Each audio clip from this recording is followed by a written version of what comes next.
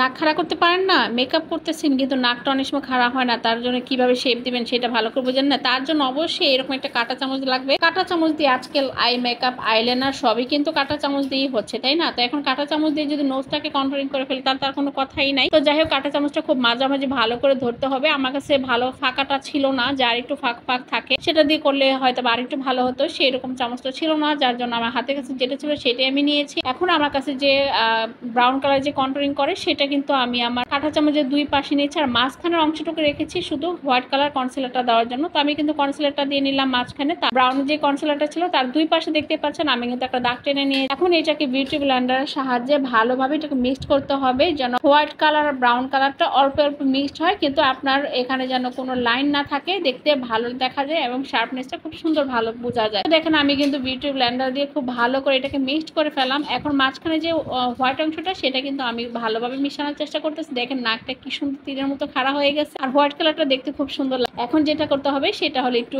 Highlighter না দিলে কিন্তু নাকটা ভালো লাগে না, তো হাইলাইটার কিন্তু অবশ্যই দিতে হয়, দিলে মনে হয় যে আরো নাকটা তীরের মতো খাড়া হয়ে গেছে। তো এই হলো আমার ফাইনাল নাক খাড়া করার কন্ট্রোলিং। তো কেমন হয়েছে অবশ্যই আমাকে জানাবেন। আজকের মতো এখানে, আল্লাহ হাফেজ।